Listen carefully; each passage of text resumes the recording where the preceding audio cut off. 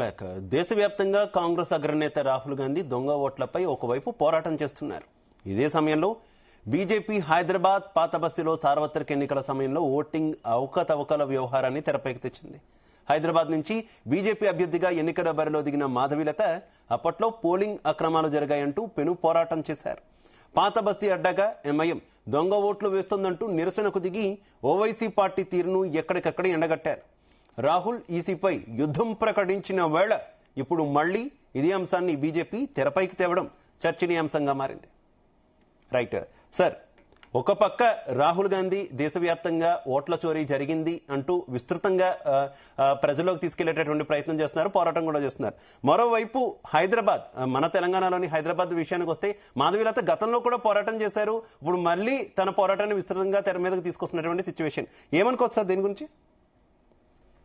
ఇప్పుడు voter list లో డిస్క్రపెన్సీస్ సంబంధించి అది ఇష్యూ, అది అన్ని రాష్ట్రాల్లో కూడా ఒక్కో చోట ఉంది. తెలంగాణలో ఎక్కడ ఉందంటే హైదరాబాద్ లో పాత బస్తీలో ఓటర్ లిస్ట్ డిస్క్రపెన్సీని ఏ పార్టీ ఎవరు అధికారం ఉన్నా టచ్ చేసే పరిస్థితి లేదు. అది మనందరికీ తెలుసు. ఒక డోర్ నెంబర్ లో ఒక చోట ఎన్ని ఓట్లు ఉంటాయి, ఫేక్ ఓటర్స్, బోగస్ ఓటింగ్ ఒకటైతే ఓటర్ లిస్ట్ లో ఒకటి. ఎందుకంటే పోలింగ్ కూడా చాలా తక్కువ పర్సెంటేజ్ అవుతాయి, 35 to 40% మాత్రమే హైదరాబాద్ పార్లమెంట్ లో ఉంది. బట్ ఆ లిస్ట్ లో ఏ విధంగా ఉందో మనకు అంతే తెలుసు. సో రాష్ట్రాల వారిగా చూసినప్పుడు హైదరాబాద్ లో అయితే ఎవరు అధికారంలో ఉన్నా, ఒక ఏకే మహంతి 2009 లో ఆయన ఒక్కరే గడగడలాడించారు ఎంఐఎం. ఆ సమయంలో ఆయన డీజీపీ చేసినప్పుడు మిగతా ఎవరు అధికారంలో ఉంటే వాళ్ళతో ఎంఐఎం అంటకాగుతుంది. కాబట్టి అక్కడ ఓటర్ లిస్ట్ వెరిఫై చేసే మెకానిజం కూడా ఏ పార్టీకి లేదు. భారతీయ జనతా పార్టీ ఫైట్ చేస్తున్నా సరే, క్యాండిడేట్స్ ఫైట్ చేస్తున్నా అంత మెకానిజం యంత్రాంగం ఏ పార్టీకి కూడా లేని పరిస్థితి. ఒకసారి మనం మాధవీలత గారు గతంలో దీనికి సంబంధించి ఓటర్ లిస్ట్ పాత బస్తీ హైదరాబాద్ పార్లమెంట్ సంబంధించి కొన్ని వీడియోస్ పెట్టారు. అది ప్లే చేద్దాం పీసీఆర్ ఉంటే కనుక.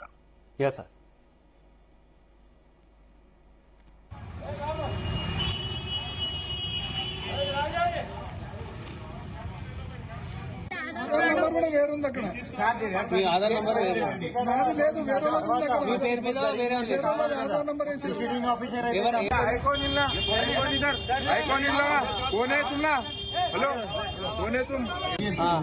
చేసిండు 5716 వేరే అది నంబరు.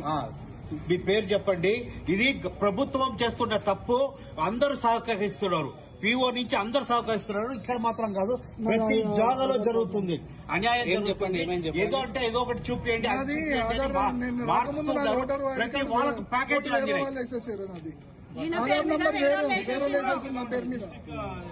చెప్పండి అమ్మా. సురేష్ ఏమైంది? ఆయనది ఆల్రెడీ వేసి ఉన్నది ఓటు, ఎవరో వేరే వాళ్ళు వచ్చి వేసిపోయిండు. అది ఐడి కార్డు ఎట్లా మీరు చూడాలి కదా. అదే మళ్ళీ ఆధార్ కార్డు చేయండి, వాళ్ళు ఎట్లా వేసిండొచ్చు, వీళ్ళు ఎట్లా వేయించిండొచ్చు. తప్పు కదా అది. ఆధార్ కార్డు చూసి అదే మేము అదే అడుగుతున్నాము. ఆధార్ లేని వీళ్ళు ఎట్లా వేయించుకుంటారు ఓటు. Right sir.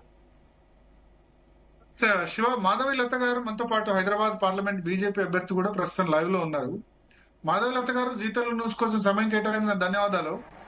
సో ఏంటి, హైదరాబాద్ పార్లమెంట్ సంబంధించి 1 year గా ఫైట్ చేశారు ఏంటి? సరే, అంతకుముందు చాలా మంది హైదరాబాద్ పార్లమెంట్ నాకు తెలిసి వెంకయ్య నాయుడు లాంటి వాళ్ళు కూడా పోటీ చేశారు 1996 లో, బట్ ఓడిపోయిన సందర్భం ఉంది. సో ఏంటి డిస్క్రపెన్సీస్ సంబంధించి మీ అభిప్రాయం ఏంటి? ఓటర్ లిస్ట్ దానికి సంబంధించి హైదరాబాద్ పార్లమెంట్ సంబంధించి. నేను కనీసం అంటే 3 నెలల అంటే మన ఎలక్షన్కి నా పేరు డిక్లేర్ చేసిన వెంటనే, అంటే అంతకు ముందుగా కూడా నేను ఒక మోస్తరుగా హోంవర్క్ చేస్తూ వస్తున్నాను దీని మీద. ఆ తర్వాత ఎంటైర్ 5.5 నుంచి 6 లక్షల లోపులుగా ఉన్న ఈ దొంగ ఓట్లు ఏదైతే ఉందో వాటిల గురించి నేను సెంట్రల్ ఎలక్షన్ కమిషన్కి ఫిర్యాదు చేయడం జరిగింది, కాపీ పంపించడం జరిగింది. దాని జవాబు నాకు తెలంగాణ స్టేట్ అప్పుడు టెంపరీగా ఎలక్షన్ టైంలో నియమించబడ్డ ఎలక్షన్ ఆఫీస్ నుంచి నాకు జవాబు వచ్చింది. నేను ఈ విషయం మీకు ఎందుకు చెప్తున్నాను అనంటే, రాహుల్ గాంధీ గారికి ఇక్కడ తెలుసుకోవాల్సిన ఒక విషయం ఉంది. పాత బస్తీలో రాహుల్ గాంధీ గారు ఇక్కడ 5.5 దొంగ ఓట్లు ఏంటండి 5.5 లక్షల దొంగ ఓట్లు ఉన్నాయా పాత బస్తీలో? ఉన్నాయండి, హైదరాబాద్ పంపించా నేను. ఓ పెద్ద పీడిఎఫ్ మీకు కూడా పంపిస్తాను కావాలంటే. అలా చాలా రకరకాల తమాషాలు, వింతలు, విచిత్రాలు కూడా ఉన్నాయి. లేని ఇండ్లు కూడా జిహెచ్ఎంసీలో సృష్టించబడ్డాయి. మీకు బయట ఇండ్లు ఉండవు. మాయాబజార్ మంచి మాయాబజార్ అండి. 19 లక్షల 20 లక్షల టోటల్ ఓట్స్ 22 లక్షలు అండి. 22 లక్షలు 22 లక్షలు 5-6 లక్షల ఓట్లు బోగస్ ఓట్లు. అవును మరి, లేకపోతే ప్రతిసారి ఆ వ్యక్తికి ఎలా పడుతున్నాయి? విషయం ఇది కాదండి. మనం ఇక్కడ చాలా ఇంపార్టెంట్ విషయం మనం తెలుసుకోవాల్సింది ఏంటంటే, నా ఎంపీ ఎలక్షన్స్ టైంలో ఎవరి పార్టీ రూలింగ్ పార్టీ ఉంది తెలంగాణలో, వ్యవస్థ ఎవరి ఆధ్వర్యంలో ఉంది.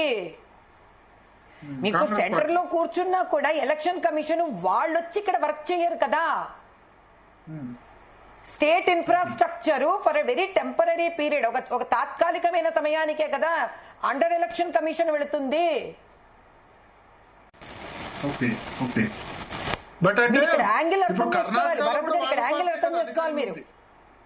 ఏంటంటే కర్ణాటకలో వాళ్ళ పార్టీ అధికారంలో ఉంది, అయినా మహదేవ్పురాలో మ్యానిపులేట్ మీరు చేశారని చెప్తున్నారు. ఇక్కడ మ్యానిపులేట్ చేయలేకపోయారా? ఇప్పుడు కర్ణాటకలో మహదేవ్పురాలో ఏం జరిగింది? మ్యానిపులేట్ చేశారని రాహుల్ గాంధీ చెప్తారు. మీరు అక్కడ బీజేపీ గెలిచిన వ్యక్తిని అడగండి. ఎందుకంటే అక్కడేం జరుగుతుందో, అక్కడే మ్యానిపులేషన్స్ జరుగుతున్నాయో, వాళ్ళ ఆధ్వర్యంలో ఒక ఎమ్మెల్యే సీటును తీసుకొచ్చి ఈరోజు రాహుల్ గాంధీ అరుస్తున్నాడు కదా. ఇదే రాహుల్ గాంధీతో నేను జీ ద్వారా నేను ఒక క్వశ్చన్ వేస్తున్నాను. ఏమని అంటే, నేనంత ఎలిగెత్తి మీ పార్టీ ఆధ్వర్యంలో ఉన్నప్పుడు నేను చెప్తే, ఆ రోజు మీరు ఎందుకు దీని మీద యాక్షన్ మీ పార్టీ వ్యక్తికి చెప్పి తీసుకోలేదు? మీ ముఖ్యమంత్రికి ఎందుకు మీరు రియాక్ట్ కూడా కాలేదు? 7 ఎమ్మెల్యేల సీట్లకు సంబంధించిన ఒక ఎంపీ టికెట్ మీద నేను ఇంత క్లియర్ ఇన్ఫర్మేషన్ ఇచ్చినప్పుడు ఎందుకు ఈవిడ ఇంత చెప్తోంది? ఏముంది ఇందులో? ఎందుకు అతను పార్టీ హెడ్ గా ఆల్ ఇండియా లెవెల్లో అతను గాని వాళ్ళ అమ్మగారు సోనియా గాంధీ గాని ఎందుకు స్పందించలేదు? ఈరోజు ఓ ప్రెస్ మీట్ పెట్టేసుకొని ఒక ఎమ్మెల్యే కాన్స్టిట్యుయెన్సీకి ఇంత ఎగురుతున్నాడు కదా ఆ వ్యక్తి. మీ పార్టీ వాళ్ళు ఎందుకు స్పందించలేదు? ఈసీ మీ చేతిలో కీలుబొమ్మ, బీజేపీ చేతిలో కీలుబొమ్మ అంటున్నాడు రాహుల్ గాంధీ. అతను అనడానికి ఏముందండి? అతను ఫస్ట్ రాజ్యాంగం తెలియదు, చస్తున్నాం ఈ వ్యక్తికి సగం తెలుసు సగం తెలియదు రాహుల్ గాంధీకి. మనకు తెలియదు ఏమిటండి? ఎక్కడ కూడా యాజ్ పర్ కాన్స్టిట్యూషన్ రాజ్యాంగ పరంగా EC is an independent autonomous body. అది బీజేపీ కంట్రోల్లో ఉంటే ఈ బోగసింగ్ మేము ఆపించేసుకునే వాళ్ళం కదా, ముందు మేము కంట్రోల్ తీసుకునే వాళ్ళం కదా. బీజేపీ వ్యక్తులు నియమించడం వల్లే జరుగుతుందని అంటారండి. బీజేపీ వ్యక్తులను నియమిస్తే వాళ్లే మాకు బీజేపీ పార్టీకి ఇబ్బందులు పెడతారండి? ఏమన్నా అర్థం ఉందా అండి? నిజంగా చెప్పండి. ఏం చెప్తుంటాడో వ్యక్తి నాకు అర్థం కాదు. అతను ఇంకో మాట చెప్పాడు, మీరు విన్నారా? మీ ఆరోపణ ఈసీ మీదనా కాంగ్రెస్ పార్టీ ఇక్కడ గవర్నమెంట్ మీదనా? Old city voter Congress party government మీద. ఈ ఎంఐఎం ఈ రోజు నీకు దోస్త్ ఎట్లయ్యాడు? ఈ ఎంఐఎం రేవంత్ రెడ్డి గారు కాంగ్రెస్ కలిసి ఎలా మీరు రన్ చేస్తున్నారు గవర్నమెంట్ ని? సో మీకు మోసాలు చేసే ఎంఐఎం కావాలా? మీకు కావాల్సినప్పుడు మీ సర్కారు చేసుకునేటప్పుడు అప్పుడు స్పందించదా? మీరు ఇంకో వీడియో చూడండి, 144 సెక్షన్ ఉంటుంది ఎలక్షన్ డే రోజు. ఎంఐఎం అసదుద్దీన్ మేనల్లుడు ఇష్టం వచ్చినట్టు బండబూతులు తిడుతూ 100 మందిని మీద వేసుకొని వస్తుంటే ఏం చేసిందండి ఇక్కడ పోలీసు? కాంగ్రెస్ హయాంలో ఉండి పోలీసు మీకు కావాలి అసదుద్దీన్ గెలిపించడము. ఈ రోజు ఏదో ఒక్క ఎమ్మెల్యే అది ఏముందో ఏం లేదో ఎవరికి తెలుసు? ఏం ఎంపీ సీటులు మాదేవ్పుర అసెంబ్లీలో మీరు మ్యానిపులేట్ చేశారు, దానివల్ల గెలిచారు. అవునండి, ఎంపీ సీట్లో ఒక ఎమ్మెల్యే కాన్స్టిట్యుయెన్సీలో ఏదో మ్యానిపులేట్ చేశారని ఈ వ్యక్తి మాట్లాడుతున్నాడు. ఎందుకు? ఈయన ఎంపీలో ఓడిపోయాడు కాబట్టి. ఆ రోజు ఎందుకు మాట్లాడలేదు? 7 ఎమ్మెల్యే కాన్స్టిట్యుయెన్సీస్ లో ఉన్న బోగసింగ్ నేను బయట చెప్పినప్పుడు మీరు ఎందుకు స్పందించలేదు? ఈ రోజు మీరు ఎక్స్పెక్ట్ చేస్తున్నారు కదా. స్పందించాలని భారతీయ జనతా పార్టీ క్యాడర్ ఏం చేసింది మరి? ఇప్పుడు 7 చోట్ల ఈ 5 లక్షల బోగస్ ఓట్లు అయితే గనక భారతీయ జనతా పార్టీ క్యాడర్ అప్పుడు ఎందుకు రెస్పాండ్ కాలేదు? ఓం ప్రకాష్ పాఠక్ గారు, భరత్ గారు, ఓం ప్రకాష్ పాఠక్ గారు నేషనల్ బీజేపీ ఎలక్షన్ ఇన్ఛార్జ్. మీకు తెలుసో తెలియదో ఆ టైంలో కిషన్ రెడ్డి గారు, ఈయన అంటే ఓం ప్రకాష్ పాఠక్ గారు, నేను నడ్డాజీ గారికి అప్పట్లో మాకు నేషనల్ ఆయన ఇప్పుడున్న ప్రెసిడెంట్ గారికి నేను వెళ్ళి డాక్యుమెంట్ సబ్మిట్ చేశాను ఆయనకి. ఫస్ట్ నేను ఎలక్షన్ కమిషన్కి ఇవ్వాల. ఆయన ఏమన్నారంటే, అమ్మా ఓం ప్రకాష్ పాఠక్ గారు చూసుకుంటున్నారు, వారికి కాపీ పంపించండి, నేను పంపిస్తానంటే పాపం ఫోన్ చేశారు నాకు ఓం ప్రకాష్ పాఠక్ గారు. ఆ తర్వాత ఈ ఫైల్ అంతా తీసుకొని ఆయన, కిషన్ రెడ్డి గారు వీళ్ళందరూ కలిసి నేను ఒకటి సబ్మిట్ చేస్తే ఇండిపెండెంట్ సబ్మిట్ చేశారు. Madam sorry for the interruption, mike కొంచెం టచ్ అవుతుంది, దయచేసి కొంచెం అడ్జస్ట్ చేసుకోరా ప్లీజ్. డిస్టర్బెన్స్ వస్తుంది, మీరు చెప్పేది క్లియర్ గా అర్థం కాదు. ఇప్పుడు ఓకేనా అంటే? యా, ఇప్పుడు క్లియర్ గా ఉంది. అప్పట్లో నడ్డా గారికి నేను ఫైల్ సబ్మిట్ చేస్తే నడ్డా గారు ఓం ప్రకాష్ పాఠక్ గారికి పంపిస్తే ఓం ప్రకాష్ పాఠక్ గారు నాకు ఫోన్ చేసి, అమ్మా మీరు ఒకటి పంపించండి, మేము ఇక్కడి నుంచి కూడా రిప్రజెంటేషన్ ఇస్తామంటే అప్పట్లో కిషన్ రెడ్డి గారు, మా స్టేట్ ప్రెసిడెంట్ కిషన్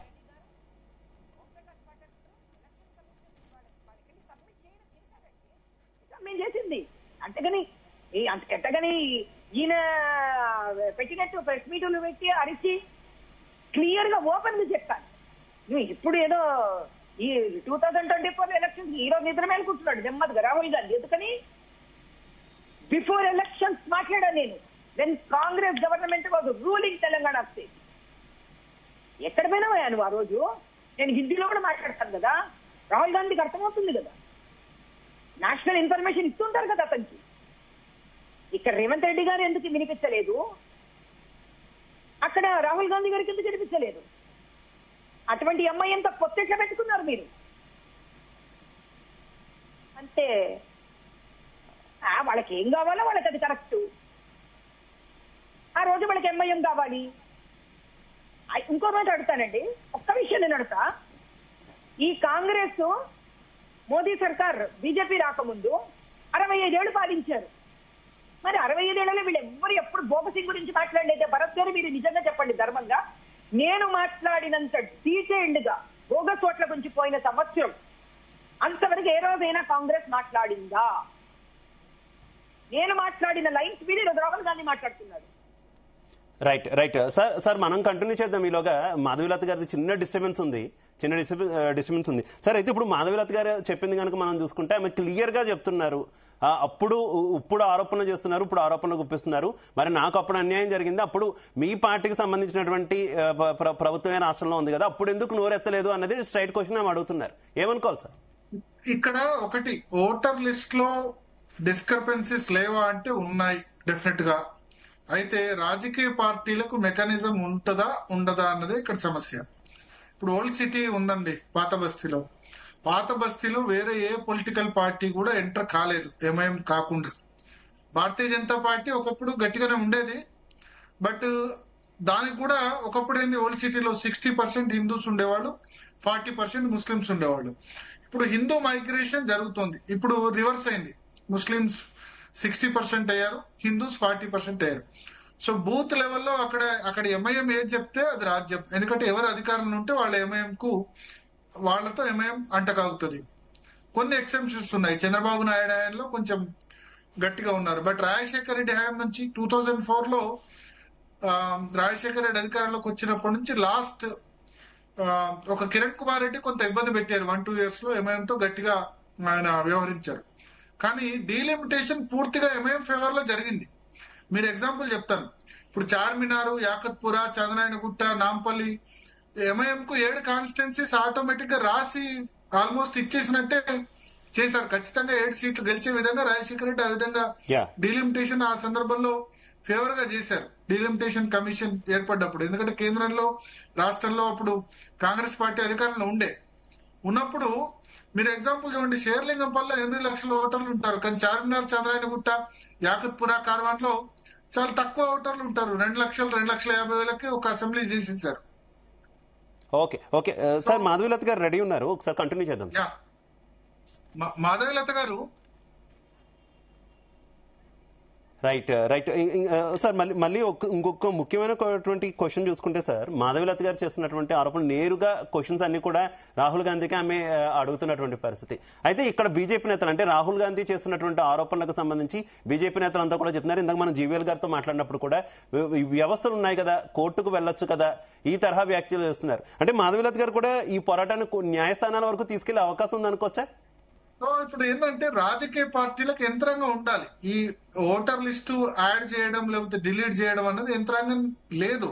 ఓల్డ్ సిటీలో ఎవరికి లేదు, ఎంఐఎం తప్ప. ఎంఐఎం కు అప్పుడు ఎంబీటీ స్ట్రాంగ్ ఉన్నప్పుడు మజ్లిస్ బచావో తహరీక్ ఒక దశలో స్ట్రాంగ్ అయి తెలుగుదేశం పార్టీ ఆయనలో 4 సీట్లు గెలుచుకుంది. కానీ ఆ తర్వాత ఆ పార్టీ కూడా అంతరించిపోయింది. సో ఇప్పుడు భారతీయ జనతా పార్టీకి లేదు అక్కడ యంత్రాంగం, కాంగ్రెస్ కు లేదు. అదేమంటారంటే ఎంఐఎం కు హైదరాబాద్ పార్లమెంట్ లో అది ఒకటి గెలవడం కంపల్సరీ అనే విధంగా కంపల్సరీ క్రియేట్ అయింది.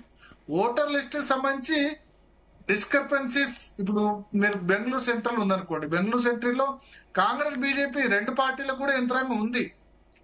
బట్ ఇక్కడ ఓల్డ్ సిటీలో జరిగేది ఏమంటారంటే ఒక మాస్ రిగ్గింగ్ మాస్ అదని చెప్తారు.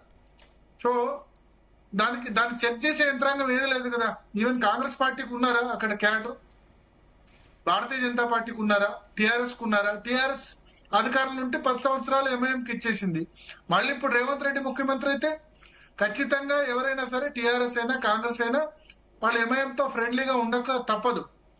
సో ఈ ఆరోపణలు సార్ ఈ ఆరోపణలు పాత బస్తీలో రిగ్గింగ్ జరుగుతుంది, లేదంటే దొంగ ఓట్లు ఉన్నాయి, ఈ తరహా ఆరోపణలు గతం నుంచి కూడా వినిపిస్తున్నటువంటి పరిస్థితి. కానీ ఎవరు అధికారంలోకి వచ్చినా కూడా ఏ రకమైనటువంటి యాక్షన్ అక్కడ ఉండదు. అంతిమంగా ఎన్నికల కమిషన్ అయినా యాక్షన్ తీసుకోవాలి, అక్కడ కూడా తూతూ మాత్రంగానే చర్యలు ఉంటాయి. అంటే పాత బస్తీ అంటే కొంత భయపడతారు అనేటటువంటి విమర్శలు కూడా ఎక్కువగా ఉన్నాయి. పాత బస్తీకి భయపడతారా, ఎంఐఎంకి భయపడతారా, లేదంటే ఎంఐఎంతో దోస్తీ వల్ల ఈ రకంగా జరుగుతుంది అనుకోవచ్చా? బేసిక్ గా ఒకటి చెప్పాలి, ఈ ఓటర్ లిస్టు యాడ్ చేయడం కానీ డిలీట్ చేయడం కానీ చేసేదంతా కూడా రాష్ట్ర ప్రభుత్వ అధికారులు, రాష్ట్ర ప్రభుత్వ అధికార యంత్రాంగం. సో రాష్ట్ర ప్రభుత్వ అధికార యంత్రాంగం వైఎస్ రాజశేఖర రెడ్డి నుంచి ఒక కిరణ్ కుమార్ రెడ్డి హాయం తప్ప, ఆ 1 ఇయర్ తప్ప, ఎందుకంటే మిగతా 1 ఇయర్ అంతా తెలంగాణ సమైక్యాంధ్ర ఉద్యమాల్లో పోయింది. మిగతా యంత్రాంగం అంతా కూడా రాజశేఖర రెడ్డి ఎవరికి ఫ్రెండ్లీగా ఉన్నారు, ఎంఐఎంతో ఫ్రెండ్లీగా ఉన్నారు. రోషయ్య ఎంఐఎంతో ఫ్రెండ్లీగానే ఉన్నారు. కిరణ్ కుమార్ రెడ్డి ఎలక్షన్ సమయానికి కంటే 1 ఇయర్ ముందు ఎంఐఎంతో గట్టిగా అక్బరుద్దీన్ ఓవైసీని అరెస్ట్ చేశారు, అసదుద్దీన్ ఓవైసీని అరెస్ట్ చేశారు. ఆ తర్వాత ఆయన తెలంగాణ సమైక్యాంధ్ర ఉద్యమాల్లో పోయింది. ఆ తర్వాత 10 సంవత్సరాలు బీఆర్ఎస్ ఎంఐఎం ఫ్రెండ్లీ, ఇప్పుడు Revanth Reddy MIM friendly. So voter list అక్కడ ఎవరు సంస్కరించాలి? బహుశా బీజేపీ తెలంగాణ రాష్ట్రంలో అధికారంలోకి వస్తే వాళ్ళు ఆ సీటును ప్రెస్టీజియస్ గా తీసుకుంటే వాళ్ళు సంస్కరించవచ్చు. నేను అందుకని చెప్తాను, రాహుల్ గాంధీ ఆరోపణ వాస్తవం అయినప్పటికీ అక్కడ అధికారంలో కర్ణాటకలో ఉంది కాంగ్రెస్ గవర్నమెంట్. నిద్రపోతున్నారా కాంగ్రెస్ గవర్నమెంట్? ఇక్కడ ఇప్పుడు మాధవీలత ఆరోపణ చేస్తున్నారంటే ఏంది, ఇక్కడ అధికారులు ఎవరు కోఆపరేట్ చేయాలి, అధికార యంత్రాంగం పూర్తిగా ఎంఐఎంకు ఉందని చెప్పొచ్చు. సో ఎలక్షన్ కమిషన్ ఆఫ్ ఇండియాకు డైరెక్ట్ గా ఉండరు, డైరెక్ట్ గా ఒక సింగిల్ ఆఫీసర్ కూడా ఉండరు రాష్ట్రాల్లో. దాన్ని ఇంప్లిమెంట్ చేయాల్సింది అక్కడ రాష్ట్రంలో ఉన్న రాష్ట్ర ప్రభుత్వం జీతం తీసుకుంటున్న అధికార యంత్రాంగం. సో ఇక అలాగే సార్ దేశవ్యాప్తంగా మాధవీలత గారితో మాట్లాడే ప్రయత్నం చేద్దాం. మాధవీలత గారు వినపడుతుందా? రైట్ సార్, దేశవ్యాప్తంగా ఈ తరహా ఆరోపణలు ఇప్పుడు మనం మాధవీలత గారి ఆరోపణలు చూస్తున్నాం, రాహుల్ గాంధీ చేస్తున్నటువంటి ఆరోపణలు చూస్తున్నాం. ఎక్కడో చోట గెలిచిన పార్టీ ఎలా గెలిచినా మేము గెలిచామనే చెప్తుంది, ఓడిపోయిన పార్టీ మాత్రం అక్రమాలు జరిగాయనో లేదంటే రిగ్గింగ్ జరిగిందనో, నేను ఓడిపోకూడదే నేను గెలిచి ఉండాల్సిందే అనేటటువంటి ఆశాభావంతోనో లేదంటే అనుమానాలతోనో ఈ తరహా ఆరోపణలు కంటిన్యూ అవుతూ ఉన్నటువంటి పరిస్థితి. సామాన్యుడైతే మధ్యలో చాలా సందేహాలు ఉన్నటువంటి సిచ్యువేషన్ కదా సార్, ఏం జరుగుతుంది అనుకోవాలి? దీనికి అసలు ఫుల్ స్టాప్ అంటూ ఎక్కడైనా ఉంటుందంటారా? అంటే ఓటర్ లిస్ట్ కు సంబంధించి ఖచ్చితంగా డిస్క్రిపెన్సీస్ ఉంటాయి, బోగస్ ఓటర్స్ ఉండవని కాదు. కానీ దాన్ని చూడాల్సిన బాధ్యత అక్కడ రాజకీయ పార్టీలు, ఎందుకంటే బూత్ లెవెల్ యంత్రాంగం ఉండేది వాళ్ళకే కాబట్టి. సో రైట్, ఈ పాయింట్ మనం కంటిన్యూ చేద్దాం సార్. మాధవీలత గారు వచ్చారు, తర్వాత మనం ఇదే పాయింట్ కంటిన్యూ చేద్దాం. Yeah please carry on sir. అయ్యా ఇక్కడ ఒక ముఖ్యమైన విషయము, ఏంటంటే మీరు ఇప్పటి వరకు ఎలక్షన్ యంత్రాంగం గురించి మాట్లాడుతున్నారు. అంత లేదు ఇక్కడ మనకి బోగస్ ఓట్లు తీయడం పెట్టడం, మనం దాన్ని క్లియర్ చేయడం. ఒక మాధవీలత ఒక 3 నెలల్లో తనకున్న ఒక చిన్నపాటి వ్యక్తులను పట్టుకొని polling booth to polling booth homework చేసి 5.5 లక్షలు ఇవి బోగస్ ఓట్స్ రా బాబు, ఇవి జిహెచ్ఎంసీ కింద లేని ఇండ్లవి, ఇది డబల్వి, ఇవి చనిపోయినా ఉన్నవి. ఈ వ్యక్తులు 7 నియోజకవర్గ ఎమ్మెల్యే నియోజకవర్గాల్లో డబల్ ట్రిపుల్ టైమ్స్ ఉన్నవి. ఈ ఇంట్లో 150 ఉన్నాయి, ఇంట్లో 200 అని ఉండి నేను ఇవ్వగలిగిన ఒక వ్యక్తిగా కాంగ్రెస్ అంత ముందు టీఆర్ఎస్ ఉంది, ఆ తర్వాత కాంగ్రెస్ ఉంది, వాళ్ళు చేయలేరా అండి? ఎంత యంత్రాంగం కావాలండి వీళ్ళకి? ఇది నేను గెలిచానో నేను ఓడిపోయానో గురించి కాదు. ప్రజాస్వామ్యంలో డెమోక్రసీలో న్యాయబద్ధంగా ధర్మబద్ధంగా ఎలక్షన్ కండక్ట్ చేయాలి. ఆ కండక్ట్ చేసిన ఎలక్షన్ లో నేను పార్టిసిపేట్ చేయాలి, నా హక్కు. మీకు చిన్న ఫోటో చూపిస్తాను, మీకు ఇది నేను పంపించాను, మీరు దీని ఒకసారి వీలైతే ఫ్లాష్ చేయండి. మీకు ఇది కనిపిస్తుందో లేదో క్లియర్ గా? యా పీసీఆర్ ఒకసారి దాన్ని ఆ ఫోటోను ఉంటే కనుక ప్లే చేయండి. ఎస్ యా చెప్పండి ఏముంది ఈ పర్టికులర్ ఫోటోలో మీరు కనుక చూడడం జరిగితే అక్కడ ఒక స్త్రీ బురకా వేసుకొని ఉన్నారు. వారు ఆవిడ ఒళ్ళో మీకు ఓటర్ ఐడి లిస్ట్ ఉంది, ఏది ఎలక్షన్ కమిషన్ ఇచ్చే లిస్ట్ ఉంది. ఆవిడ చేతిలో మొబైల్ ఫోన్ ఉంది, అది ఎంఐఎం యాప్. అది ఆ పైన మీకు ఓటర్ స్లిప్ ఉంది. ఆ ఓటర్ స్లిప్ మీద MIM party green colour strip వేసింది. ఇంకో పక్కన అసదుద్దీన్ ఫోటో ఉంది. As per election conduct rule, voter slip cannot have any party identification or the candidate photograph. ఎందుకు సీజ్ చేయలేదండి లోకల్ పోలీస్ దీన్ని? నా మీద ఎఫ్ఐఆర్లు వేస్తారా ఏంటి? ఎత్తని బురకా ఎత్తానని మీకు నేను అతి త్వరలో ఆ ఇన్ఫర్మేషన్ కూడా ఇస్తాను. ఎందుకు ఎత్తారు మరి? ఆవిడ ఎవరు చూసి నకాబు తీసి ప్రయత్నం ఎందుకు చేశారు? మీరు నకాబు తీసే ప్రయత్నం చేశారు అప్పుడు అని చెప్పి అసలు ఆ వీడియో చూడండి అక్కడ. ఎగ్జాక్ట్లీ నేను అదే చెప్తున్నాను. I have gone through entire rules and regulation. నేను ఆవిడని ముట్టుకోలేదు. ఆవిడ ఫోటో ఐడి, ఆవిడ ఆధార్ ఐడి, ఆవిడ ఓటర్ ఐడి రెండు ఫేసులు ఒక్కలాగా లేవు. ఆవిడలా పట్టుకొని కూర్చుంది అక్కడ. నాకేదో టక్కున కనబడింది, ఏదో రెండు వేరు ఉన్నాయండి, ఇది దాంతో మ్యాచ్ అవ్వట్లేదు అని. అప్పుడు నేను ఆవిడ రిక్వెస్ట్ చేశాను, ఆడవాళ్ళం కాబట్టి అమ్మ ఒక్కసారి చూపించండి అమ్మా మీరు అని రిక్వెస్ట్ చేస్తే ఆవిడ చూపించే ప్రయత్నం చేసింది. అది దాని నా మీద ఎఫ్ఐఆర్ వేశారు. For all your kind information Bharat గారు, ఆ ఓటర్ ఐడి జిహెచ్ఎంసీ దాంట్లో జిహెచ్ఎంసీ ఇంట్లో లేకుండా జిహెచ్ఎంసీ ఇల్లు ఉందని క్రియేట్ చేసి అందులో క్రియేట్ చేసిన బోగస్ ఓట్. నేను ఎంత అదృష్టవంతురాలంటే అయ్యి ముట్టుకోలేదండి, వీడియోనే ఉందండి. భలేవారు నెట్ లోంచి డ్రా చేయండి, నేను ముట్టుకోలేదండి. భలేవారు నేషనల్ ఛానల్స్ నుంచి అన్ని చోట్ల బ్రేకింగ్ న్యూస్ అట్లా ఎట్లా చేస్తారు మాధవలత అని చెప్పి మీకు అదే చెప్తున్నాను కదండి. ఇప్పుడు నేషనల్ ఛానల్స్ గురించి నేనేం మాట్లాడతాను? ఎఫ్ఐఆర్ వచ్చింది నా మీద అని నేషనల్ ఛానల్స్ చెప్పాయి. ఎఫ్ఐఆర్ ఏమని దర్జీ చేశారు నా మీద? ఈవిడ బురకా ఎత్తి చూసింది అని ఓటరు మాకు కంప్లైంట్ చేసింది అని ఎఫ్ఐఆర్. అంత ఫాస్ట్ గా ఎఫ్ఐఆర్ రాసేసుకున్నావు, కానీ అందులో ఇచ్చిన ఓటర్ ఐడి నంబర్ ఏదైతే ఉందో, నేను సబ్మిట్ చేసిన బోగస్ ఓట్లలో ఓటర్ నంబర్ అది. ఓకే, అంటే ఆమెకు ఓటర్ లేదు, యాక్చువల్లీ ఉండకూడదా?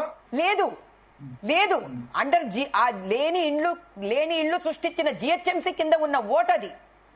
నా అదృష్టం, దేవుడు ఎక్కడ ఉంటాడంటే ఇక్కడ ఉంటాడు.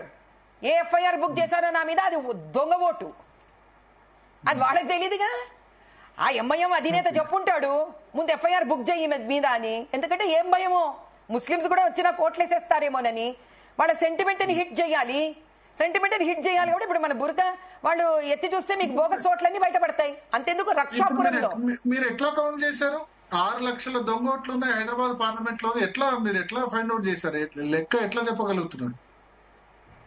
అంటే ఈ రోజు మరి 14 నెలలైంది భరత్ గారు. మీకు కావాలంటే రేపు నేను ఎంటైర్ పీడిఎఫ్ పంపిస్తాను మీకు. మళ్ళీ ఇంకో ప్రోగ్రామ్ కండక్ట్ చేయండి దీని మీద. నేను మొత్తం డేటా నా ముందు పెట్టుకొని కూర్చొని ఉంటాను. ఇంకేం గుర్తు పెట్టుకుంటానండి? ఎన్నని గుర్తు పెట్టుకుంటానండి? ఒక్కొక్కటి టీవీలో మీకు ఎట్లా తెలిసింది? ఒక్కొక్కటి నేను స్క్రీన్ మీద 5.5 ప్రొజెక్ట్ చేసి 6 చూపించానండి లక్షల మీడియాలో. ఫిగర్ ఎట్లా వచ్చింది? 22 లక్షల ఓట్లలో హైదరాబాద్ పార్లమెంట్ లో 5.5-6 లక్షల ఓట్లు దొంగ ఓట్లు ఉన్నాయని ఎట్లా వచ్చింది మీ దగ్గర ఫిగర్? ఎలా వచ్చింది అని అంటే, ఏదైతే ఓటర్ మాకు ఒక బండిల్స్ ఇస్తారు కదా మేము కంటెస్ట్ చేసే ముందు, ఆ కంటెస్ట్ చేసే వచ్చిన దాంట్లో ఎవరైతే మాకు ఓటర్ అరౌండ్ ఒక 100 మంది పెట్టాము. పాపం మా బీజేపీ ఓవర్సీస్ వాళ్ళు కూడా మాకు చాలా హెల్ప్ చేశారండి. ఈ మాటకి నేను మీ జీ ఛానల్ ద్వారా మొత్తం ఎంతమంది అయితే విదేశంలో ఉన్న బీజేపీ వాళ్ళు ఉన్నారో ఈసారి చాలా అభిమానంగా నా వరకు చాలా సహాయపడ్డారు. సో మేమేం చేశామంటే ఈ డేటానంతా ఎలక్షన్ కమిషన్ సైట్ లో సెర్చ్ చేయడం మొదలు పెట్టాం. డూప్లికేసీ, విపరీతమైన డూప్లికేసీ ఒకటి వచ్చింది. ఇది కాక మాకు బీజేపీలో కూడా లోకల్ కార్యకర్తలు గ్రౌండ్ లెవెల్ పాపం చాలా కాలం నుంచి వర్క్ చేస్తున్నారు. ఏమని, ఎక్కడెక్కడ జిహెచ్ఎంసీ ఇళ్లు లేకపోయినా ఉన్నాయి, రోహింగ్యాస్ ఎవరెవరు ఉన్నారు, ఆ హోంవర్క్ అంతా ఒకటి గ్యాదర్ చేయడం జరిగింది. రోహింగ్యాలకు ఉందా ఓటు హక్కు ఉందా పాత బస్తీలో? ఉందండి, అబ్బో ఉంది ఉందండి. మరి ఎట్లా వాళ్ళకి ఆధార్ కార్డ్స్ ఏమన్నా వచ్చాయా రోహింగ్యాలకు? ఎట్లా అసలు మీకు తెలిస్తే ఆశ్చర్యపోతారు మీరు. ఇప్పుడు మారడిపల్లి వీధులలో మీకు డబ్బాలు స్టార్ట్ అయినాయి చూడండి, ఈ బీఫ్ ఓపెన్ షాప్స్ ఉంటాయి. మీరు సైనిక్పురి రోడ్డు మీద పోతే మీకు బీఫ్ షాప్స్ ఉంటాయి చాలా. బయట నుంచి రోహింగ్యాస్ వస్తారు, వాళ్ళకు ఒక గెజిట్ ఆఫీసర్ సంతకం పెడితే చాలు, మీకు పక్కనే యునానీ హాస్పిటల్ ఉంటుంది, అక్కడ ఒక గెజిటెడ్ ఆఫీసర్ ఉంటాడు, అతను స్టాంప్ కొట్టేస్తాడు, వీళ్ళకి ఆధార్ కార్డులు వచ్చేస్తాయి వీళ్ళకి. అబ్బాయి చాలా పెద్ద నేషనల్ సెక్యూరిటీకి ప్రాబ్లం కదా రోహింగ్యాలకు ఓటు హక్కు ఉంటే. మరి భారతీయ జనతా పార్టీ కేంద్ర ప్రభుత్వం ఏం చేస్తుంది? ఇప్పుడు ఇక్కడ సమస్య ఎక్కడి నుంచి వస్తుందంటే, మీరు ఇంకా నిజాలు చెప్తాను మీకు ఇంకా ఫర్దర్, ఎందుకంటే తెలియదు మరి 14 నెలల్లో చాలా తెలిసింది నాకు. ఎంతో మంది గ్రౌండ్ లెవెల్లో కూడా వెళ్ళి మీరు కనుక లోకల్ పోలీస్ స్టేషన్ నుంచి ఎవరు వెళ్ళినా కూడా వాళ్ళు సహకరించరు. మీకు చిన్న ప్రశ్న మిమ్మల్ని వేస్తాను భరత్ గారు, మీరు చెప్పండి. మీకు ఇప్పుడు ఓటర్ స్లిప్ చూపించాను నేను, మీకు పోలీస్ ఎందుకు సహకరించింది దానికి చెప్పండి. ఆ ఓటర్ అక్కడ బాధపడుతున్నాడా లేదా? అంతకుముందు నేను మాట్లాడలేదు కదా, సాక్షాత్తుగా మీ ముందు మీకు పంపించిన వీడియోలో ఓటర్ మాట్లాడుతున్నాడా, అయ్యా నా ఓటు ఎవడో వేసేసాడు అని. ఎక్కడ సెంట్రల్ లోకి వచ్చిన ఎలక్షన్ కమిషన్ ఏం చేస్తుందండి? ఇన్ఫ్రాస్ట్రక్చర్ ఇక్కడ కాంగ్రెస్ హయాంలో ఉంటే మీరు మనుషులను పెట్టి డిగ్ చేయొద్దండి. మీ కంటి ముందు జరుగుతున్న అన్యాయాన్ని ఎందుకు కంటిన్యూస్ గానీ ఇచ్చారు మీరు? కానీ ఎన్రోల్మెంట్ జరుగుతుంటే 5.5-6 లక్షల దొంగ ఓట్ల ఎన్రోల్మెంట్ జరుగుతుంటే మరి బీజేపీ క్యాడర్ ఏం చేస్తున్నారు పాత బస్తీలో? వాళ్ళు అప్పుడు ఆబ్జెక్షన్ కూడా వ్యక్తం చేయొచ్చు కదా, కొత్త ఓటర్లు. ఆబ్జెక్షన్ ఎన్నిసార్లు అండి? That is example, that is what I'm telling you. ఈ రోజు మీకు ఫోన్ ట్యాపింగ్ జరిగింది, అంతకు ముందు ఫోన్ ట్యాపింగ్ జరిగితే మీరు థర్డ్ పార్టీకి అప్పచెప్తారా? మళ్ళీ మీ పోలీస్కే అప్పచెప్పుకుంటారా? దాన్ని మీ స్టేట్ ఇంటెలిజెన్స్ కే ఇచ్చుకుంటారా మీరు దాన్ని?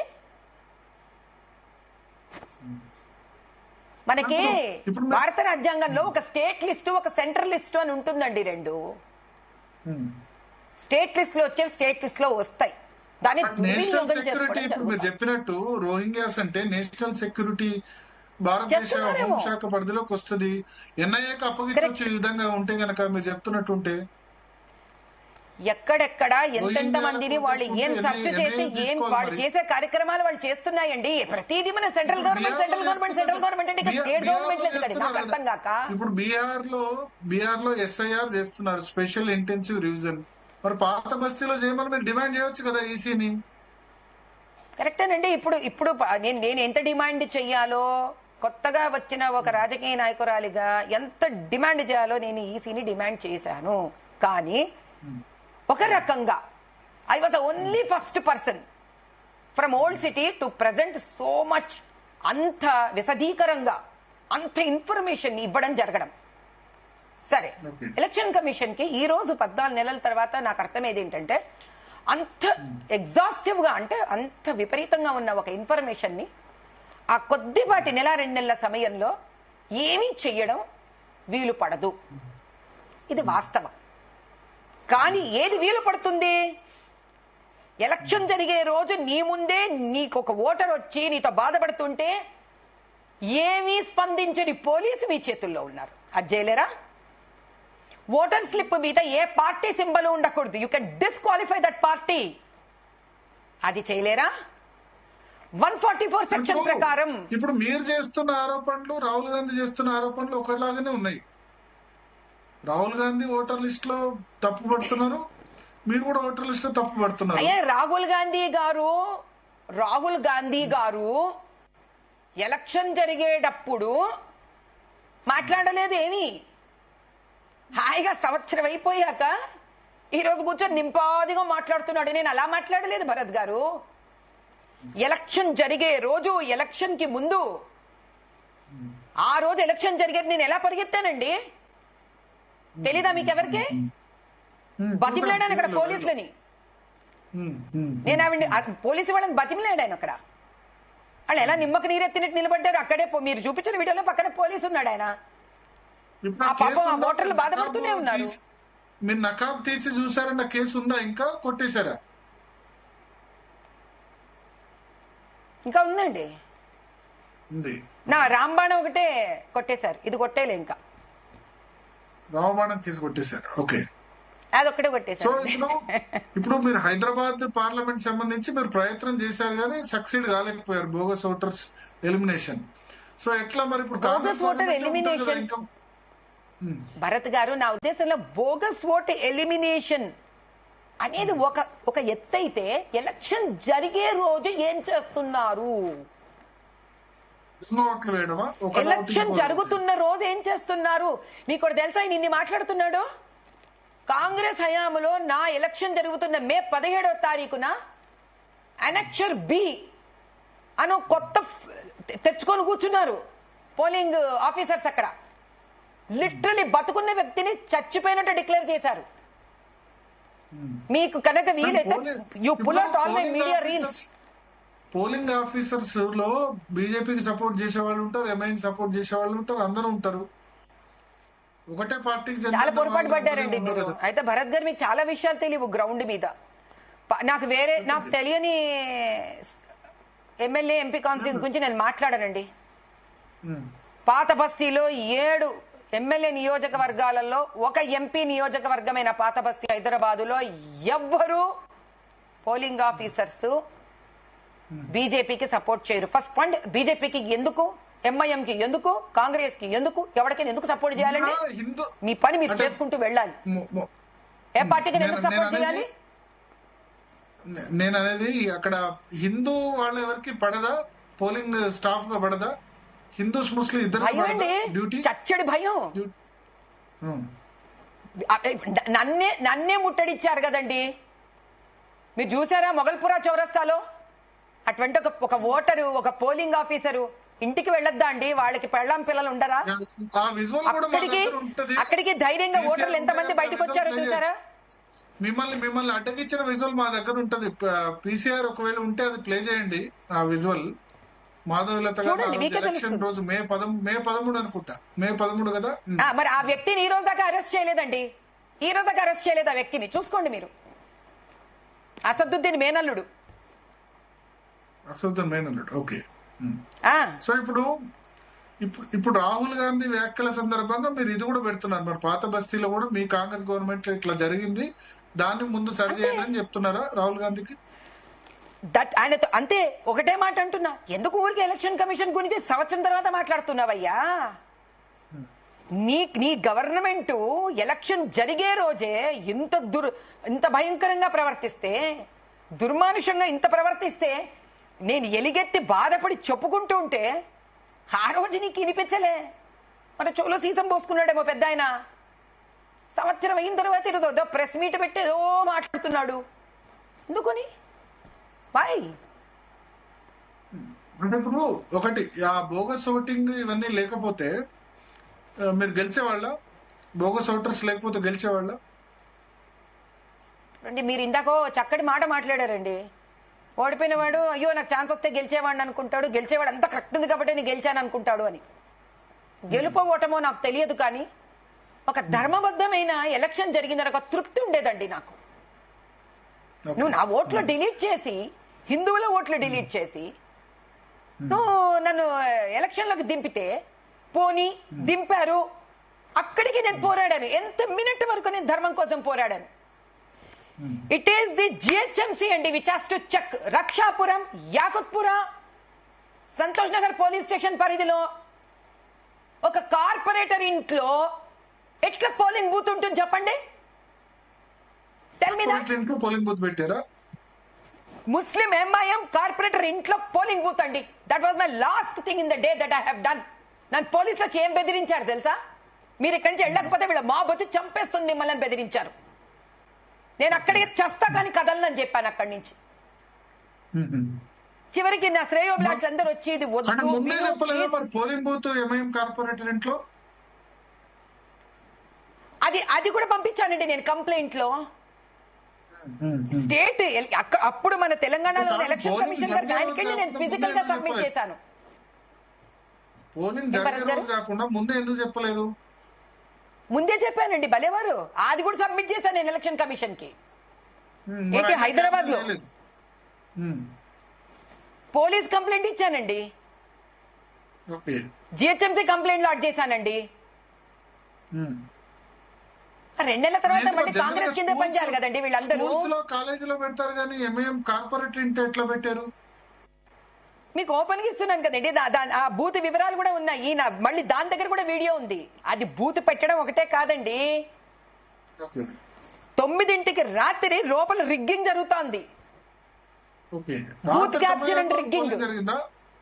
9 గంటల వరకు జరిగింది. అక్కడ పోలీసులు ఎవరు లేరు. నాకు ఇన్ఫర్మేషన్ వచ్చేసరికి పాప మా బీజేపీ కార్యకర్త అమ్మ అక్కడ భయంకరంగా జరుగుతుంది, మేమైతే పోలేము, అది భయంకరమైన ఎంఐఎం బస్సు కొట్టి చంపేస్తారు అక్కడ పోతుంటే, సరే నన్ను చంపితే నన్ను చంపనీరా, నువ్వు పోవద్దు అక్కడ అని చెప్పి నేను వెళ్ళానండి. ఆ అదృష్టంగా గేటుకు ఒక చిన్న రేకు ముక్క విరిగుంది. దాన్ని పైకెత్తి చూస్తూ ఉంటే వాళ్ళు శుభ్రంగా డోర్ తెరుచుకొని ఎంఐఎం వాడు టీ షర్టు, దాని తర్వాత ఫేస్, ఫోటోలు తీసా నేను, అన్ని వీడియో తీసి I sent it to national media. పెద్ద మాబ్ అండి ఆ రాత్రి. అసలు 1000 మంది పైగా ఎంఐఎం వాళ్ళు. పోలీసు వాళ్ళని కంట్రోల్ చేయకుండా మిమ్మల్ని చంపేస్తారు మీరు వెళ్ళండి అని అంటారు. నాకెలాగో ఇబ్బంది ఏం లేదు, నేను చస్తే చేద్దాం అనుకున్నా. కనీసం ఒక్కసారైనా ఒక వ్యక్తి చస్తేనైనా ఈ ఎంఐఎం దాడులు, దుండగాలు, ఇక్కడ కాంగ్రెస్ వీళ్ళకి చేస్తున్న సపోర్టు, ఏ పార్టీ వస్తే ఆ పార్టీ వీళ్ళకి చేసే సపోర్టు బయటకు వస్తుంది. ఎందుకని ఇది నేను గెలవడమా, నేను ఓడడమా కాదు. ఇది ఒక ఓటరు ఒక విశ్వాసంతో వస్తాడండి. డెమోక్రసీలో రాజ్యాంగ పరంగా అన్నిటికన్నా పవిత్రమైన హక్కు ఏంటండి? ఓటే కదా. ఇంకా మీరు ఎవరిని ఎంచుకుంటున్నట్టు? ఏం జరిగింది? పోలీసులు వెళ్ళమంటే వెళ్ళారా? చంపేస్తామని బెదిరించినప్పుడు ఏం జరిగింది ఫైనల్ గా? వాళ్ళు అసలు ఒక ప్రెషర్ ఎట్లుంటుందంటే అండి, నేను ఇందాక అన్నా చూడండి, పోలింగ్ ఆఫీసర్ అయినా పాపం ఓటర్ అయినా ఇంట్లో పెళ్ళాం బిడ్డలు పిల్లలు ఉంటారు. నాకు భయం లేదు నా మీద, కానీ నా వాళ్ళకి నేను కావాలి కదండి. పాపం బీజేపీ కార్యకర్తలు, మా 2 ముగ్గురు, మా తమ్ముళ్ళు 2, దాని తర్వాత నా వెంట తిరుగుతున్న యంగ్స్టర్స్ వచ్చి వద్దమ్మా వద్దమ్మా వద్దమ్మా, వీళ్ళు పోలీస్ వాళ్ళే సహకరించకపోతే ఈ ప్రాణం ఉంటే రేపు మళ్ళీ నిలబడతావు నువ్వు, కానీ ఇప్పుడు ఇక్కడి నుంచి వెళ్ళిపోదాం పదా అంటే అప్పుడు ఒకటే డీల్ కట్ చేశానండి. నేను ఓపెన్ గా చెప్తాను ఈరోజు భరత్ గారు, ఒకటే డీల్ కట్ చేశాను నేను పోలీస్ తోటి. లోపల మా కార్యకర్త ఇరుక్కొని ఉన్నాడు, బీజేపీ పిల్లవాడు, మన బంధించి పెట్టుకొని వీళ్ళు రిగ్గింగ్ చేస్తున్నారు. నాకు వాడు సురక్షితంగా బయటికి కావాలి, ఏం చేస్తా చేసుకోపోండి అన్నాను ఆ రోజు. ఇంకా నేను కదల్లా.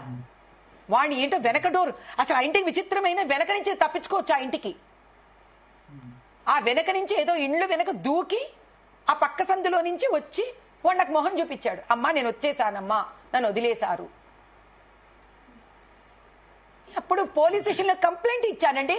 And you will not believe Bharat గారు, ఆ రోజు రక్షాపురం సంతోష్ నగర్ పోలీస్ స్టేషన్ లో నా కంప్లైంట్ తీసుకోకూడదు అని చెప్పి స్టాఫ్ అంతా ఖాళీ చేసి వెళ్ళిపోయారు police station. Will you believe this Bharat గారు? ఎవరికి చెప్పుకుంటానండి ఇవన్నీ? మరి ఇన్ని డిస్టర్బెన్సెస్ జరిగినప్పుడు ఈసీ దీన్ని రీపోలింగ్ ఎందుకు కండక్ట్ చేయలేదు? అగైన్ మీరు భారతీయ జనతా పార్టీ గవర్నమెంట్ ఉంది కదా కేంద్రంలో, మీకైతే రాష్ట్ర బీజేపీ నాయకత్వం సహకరించకుండా ఉండాలి. అట్లీస్ట్ రాష్ట్ర బీజేపీ నాయకత్వం కూడా వాళ్ళు కూడా డిమాండ్ చేయలే కదా. ఇది ఎలా ఉంటుందంటే మీకు ఒక విషయం చెప్తాను వినండి. నాకు నిజంగా బీజేపీ మీద ఎటువంటి ఇబ్బంది, కోపాలు, బాధలు లేవు. ఎందుకంటే వెస్ట్ బెంగాల్ నిండా ఇదే బాధ మనకి, ఓకేనా? దాని తర్వాత బీహార్లలో కొన్ని ప్లేసెస్లో ఈ బాధనే. ఇక జమ్మూ అండ్ కాశ్మీర్ అయితే చెప్పనే వద్దు, మన సమస్యలు మన బాధలు. ఇది ఒక పాత బస్తీ మాధవీలతకు సంబంధించింది కాదండి. ఇది ఇన్ని ఏళ్ళు 65 ఏళ్ళు బీజేపీ కన్నా ముందు వచ్చిన కాంగ్రెస్ గవర్నమెంట్ వాళ్ళకు తోచినట్టు ఇష్టం వచ్చినట్టు వాళ్ళ అబ్బ సొత్తులాగా పరిపాలించారండి ఈ దేశాన్ని. ఓటర్లను బలహీనతం చేసేశారు. ఎంఐఎం లాంటి పార్టీలను బలోపేతం చేశారు. అడ్డమైన అన్ని దారులను తొక్కారు వాళ్ళు. ఈరోజు సిస్టమ్ మారాలంటే బీజేపీ బీదరికాన్నే మారుస్తామా? ఎన్నిట్లో జరగాలండి రీపోలింగ్. కాబట్టి it is a bigger decision అండి. It will come, I'm sure. భగవాన్ కి దేర్ హే అందేర్ నీ అండి. ఇప్పుడు నాలాంటి ఒక వ్యక్తి అయితే బయటకు వచ్చింది కదా, పెట్టారు కదా ఇంత ధైర్యంగా నన్ను. బీజేపీ వాళ్ళు నాకు టికెట్ ఇచ్చి నిలబెట్టించారు కదా, ఇన్ని నేను బయటికి తీసుకొచ్చాను కదా. కానీ మీరు అన్నారు ఆ రోజు నాకు చనిపోయినా పర్లేదు, ఒక్కసారైనా ఇక్కడ ఓటర్ లిస్ట్ బాగుపడి ఉంటే అనిపించేదని ఆ మూమెంట్ లో అనిపించిందని చెప్పి. అవును, ఏడ్చారండి నా దగ్గరకు వచ్చి. చాలా మంది ఏడ్చారు నా దగ్గరకు వచ్చి. ఏంటి, నేను ఆ రోజు తిరుగుతూ ఉంటే ఎలక్షన్ రోజు, అమ్మా मेरा बेटा का वोट नहीं है अम्मा, आपको वोट डालना है अम्मा. చాలా ఆ నిస్సహాయ స్థితి నాకు చాలా బాధ కలిగిందండి. ఏంటి, ఏం చేస్తున్నాం, వాట్ ఆమ్ ఐ డూయింగ్? ఇది రాజ్యాంగము, ఇక్కడ రాజ్యాంగము, ఇది ఒక డెమోక్రసీ. ఇక్కడ కాంగ్రెస్ ఇష్టం వచ్చినట్టు దాని పనులు చేస్తూ ఉంటుంది.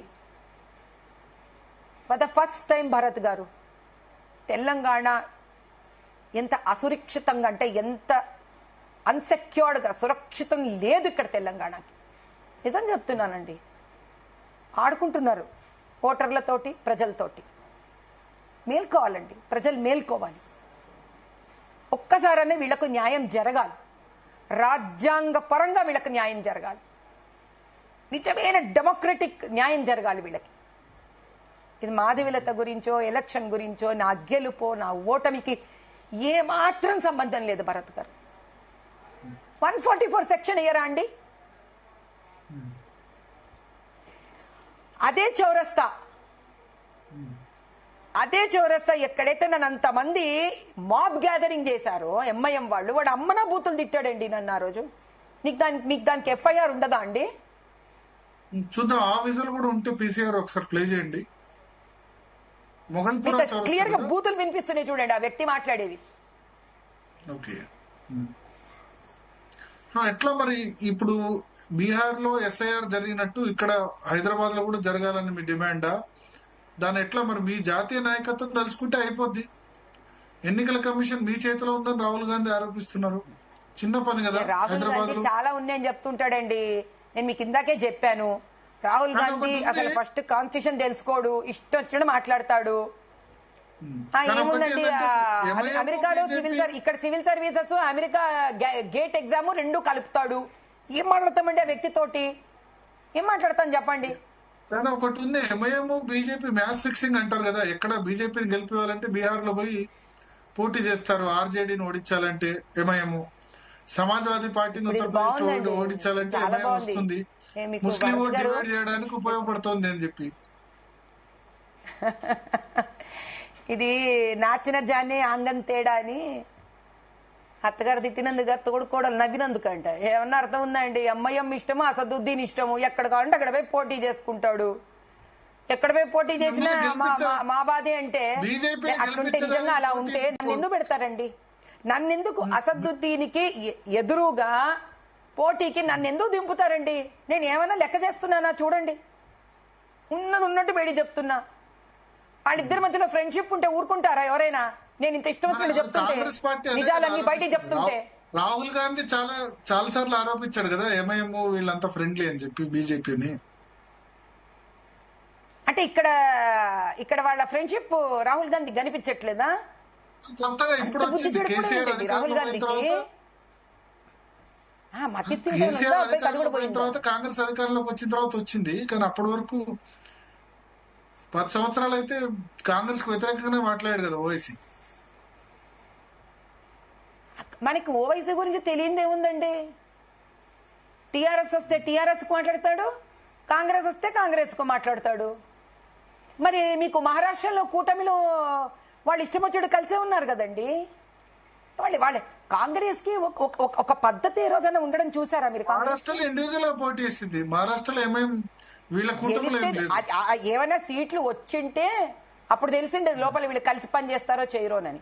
అది మొత్తానికి ఊడ్చుకుపోయింది, ఒక్కటి కూడా లేకుండా అయిపోయింది. అక్కడ ఒకటి వచ్చి ఎగిరిపోయింది కాబట్టి సైలెంట్ అయిపోయింది ఎక్కడదక్కడ. బీహార్ లో ఆర్జేడీ కాంగ్రెస్ కూటమిలో తీసుకోవట్లేదు ఓవైసీని. ఇంకేం తీసుకుంటారండి? పోయిన సంవత్సరం ఆ ఎలక్షన్ తోటి అంతా అర్థమైపోయింది.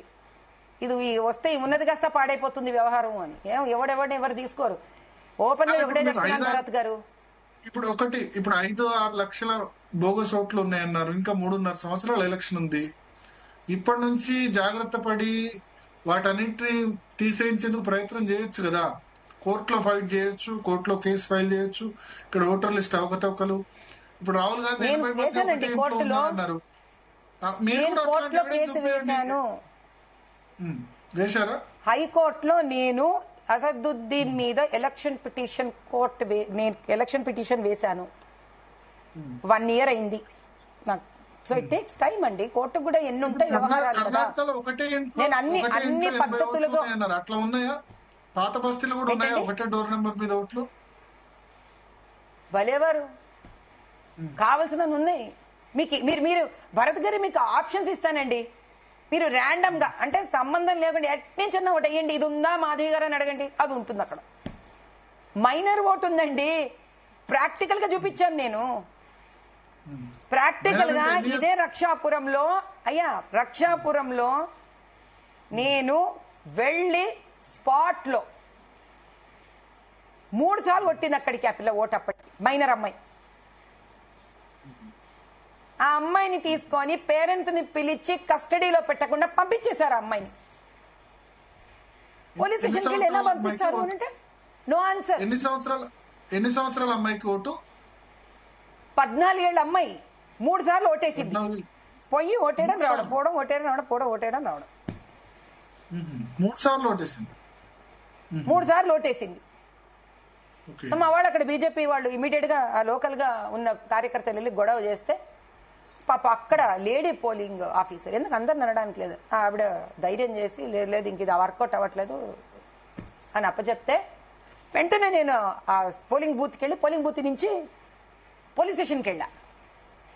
ఎట్లా అమ్మాయిని మీరు రిలీజ్ చేశారు? మైనర్ అంటే ఆడవాళ్ళని పెట్టుకోండి, వాళ్ళ పేరెంట్స్ ని పిలవండి, లేడీ కానిస్టేబుల్స్ ని పెట్టండి. ఎలా పంపించేస్తారండి? ఎఫ్ఐఆర్ ఏం రాయలేదండి, నథింగ్ ఆనర్. నా మీద మాత్రం ఎఫ్ఐఆర్లు ఉంటాయి. ఎందుకు? ఎంఐఎం చెప్తుంది కాబట్టి ఎఫ్ఐఆర్ రాసేస్తారండి వీళ్ళు.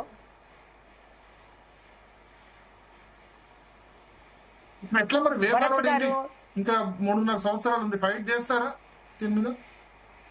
అదే చెప్పాను, కోర్టులో కేసేసాను, న్యాయస్థానం నుంచి ఎదురు చూస్తున్నా. ఎలక్షన్ కమిషన్కి ఒకటి వేశా. మా పార్టీ తరపున వాళ్ళు కూడా ఓంప్రకాష్ పాఠక్ గారు, కిషన్ రెడ్డి గారు, అప్పట్లో ఎవరైతే పార్టీ ప్రెసిడెంట్ అందరూ వెళ్ళి పిటిషన్ వేశారు. నేను మాట్లాడిన తర్వాత మీకు గుర్తుందో లేదో, ఉత్తరప్రదేశ్లో బీజేపీ కార్యకర్తలు అందరూ వెళ్ళి బుర్కా ఉండకూడదు, ఫేస్ నకాబ్ పెట్టుకొని ఓటు వేయకూడదు, రాజ్యాంగపరంగా వెయ్యకూడదండి.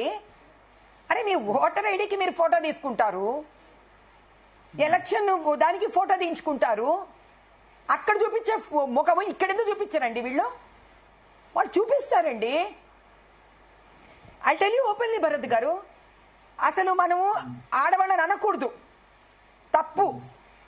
నిజంగా ఓటేసే ప్రతి స్త్రీ చూపిస్తుంది తెలుసా. వీళ్ళు బురకా తీయకపోతేనే ఎమ్మ ఆగడాలు సాగుతాయి. వీళ్ళు 10-20 వేస్తారు అంతే ఓట్లు, ఆ వెనక 20 మంది వస్తారు. మీకు చుట్టుపక్కల రాష్ట్రాల నుంచి ఉన్న ముస్లిం వాళ్ళందరినీ రాత్రి తీసుకొచ్చి ఈ ఇన్ఫర్మేషన్ కూడా ఇచ్చానండి నేను. ఏ ప్లేస్ లో, ఏ మస్జిద్లో, ఏ దర్గాలో, ఏ మదార్సాలో ఎక్కడ వచ్చి బయట అవుట్ ఆఫ్ స్టేషన్ మనుషులు వచ్చి ఉంటున్నారు, ఏ పోలింగ్ బూత్లలో 40% పోలింగ్ పర్సెంటేజ్ దాటదు కదా ఓల్డ్ సిటీలో. మరి ఇంతమంది ఎక్కడండి మీరు పోయిన సంవత్సరంది మీరు తీక్షణంగా కనుక చూస్తే, for your kind information, last year మాత్రము నా ఎలక్షన్ జరిగిన సంవత్సరం నా కాన్స్టిట్యుయెన్సీలో మాత్రం 435 ఆల్మోస్ట్ 5 టచ్ అయ్యే వరకు మీకు ఎక్కువ ఓట్లు జరగలే. ఎందుకని? నాదేమో ఓట్లన్నీ పీకి బారేశారు, డిలీట్ చేసామన్నారు. మీకు తెలుసా మాట భరత్ గారు? మీకు గుర్తుందా? Election commission has deleted almost 4.5 lakh bogus votes అని ఒక పేరు పెట్టి ఒకటి వచ్చింది. ఇంతకీ state team, state infrastructure, it is not central election commission అండి. నేను పదే చెప్తున్నా భరత్ గారు, it is not central election commission. వాళ్ళు కేవలం ఇక్కడ ఇన్ఫ్రాస్ట్రక్చర్ హెల్ప్ తీసుకుంటారంతే. ఇక్కడ ఇన్ఫ్రాస్ట్రక్చర్ ఏదైతే ఉందో they have deleted 4.5 lakhs from my constituency అండి. My proper good votes they have deleted. అంటే 4.5 లక్షల ఓట్లు హిందూ ఓట్లు, మీ ఓట్ల లీగల్ హిందూ అండ్ 1 లక్ష ముస్లిం ఓట్లు. ఎందుకు? చదువుకున్న ముస్లింలు నాకు ఎక్కడ ఓటు వేస్తారో ఇది నాకు ఎలా తెలిసింది? ఎన్ని చోట్ల నేను పోతుంటే కొంతమంది చదువుకున్న ముస్లింస్ నాకు కనిపించారు. మేడం జరా హమారా ఓట్ నై దిక్ రా మేడం, ఆప్ తోడా హెల్ప్ కర్తే క్యా అని. పోతే వాడు ఓట్లేదు అక్కడ. మేడం చదువుకొని ఉన్నారు బాగా. ఇది this is exactly what I'm saying. నేను గెలుస్తానా నేను గెలవనా అంటే ఇప్పుడు ఇంకా భరత్ గారికి తెలియాలి. అయితే ఎందుకు ఇంత భయం మీకు? ఎందుకు? అసలు నేను గెలుస్తానా ఓడతానా పక్కన పెట్టండి. అంత గెలిచే తోపైతే నువ్వు ఏమై అసదుద్దీన్ అంత గెలిచే తోపైతే ఎందుకయ్యా ఈ డొంక తీరుకుళ్ళు నీకు డొంకదారులు? రా స్ట్రైట్ ఫార్వర్డ్ తేల్చుకుందాం. ఎందుకు బోగసింగ్ నీకు? అంత కాంగ్రెస్ కి ధర్మబద్ధంగా కావాలంటే ఉండని, let MIM be part of Congress. Who is worried? కానీ న్యాయబద్ధంగా చేయించి నువ్వు ఎలక్షన్స్ కాంగ్రెస్ ఇవన్నీ చేయించకుండా అంటే రాహుల్ గాంధీ కూర్చొని సంవత్సరం తర్వాత ఒక ఎమ్మెల్యే సీటు మీద జరిగిందో జరగలేదో ఇంత ఓపెన్ గా నేను ప్రొడ్యూస్ చేశాక and on the day of election నీ కాంగ్రెస్ గవర్నమెంట్ జరుగుతున్నప్పుడు హౌ డిడ్ యూ ఎంటర్టైన్? 5 వరకు ఓటింగ్ ప్యాటర్న్ నాదేమో ఓట్లు డిలీట్ అయిపోయినాయి. వాళ్ళకేమో ఎవరొచ్చి ఓట్లు వేయట్లేదు, ఎవరొచ్చి ఓట్లు వేయట్లేదు ఈసారి ఎంఐఎంకి సరిగ్గా. మీకు ఆర్ఈలు కూడా ఉంటుంది. నేను ఇంకా ప్రొడ్యూస్ చేయలే. ఇంటింటికి వెళ్ళి కర్రలు కొట్టారు, బాహర్ నికల్ రే అని. ఆ తర్వాత 5 వరకు ఓటింగ్ పర్సంటేజ్ లో మాదే ఎక్కువ ఉందండి బీజేపీది. కాంగ్రెసే అధికారంలో ఉంటది. మరి హైదరాబాద్ ఓటర్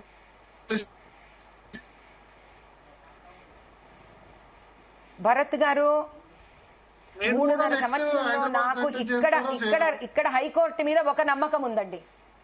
భరత్ గారు నన్ను పర్సనల్ గా మీరు ప్రశ్న వేస్తే మాధవీలతగా మీకు జవాబిస్తాను.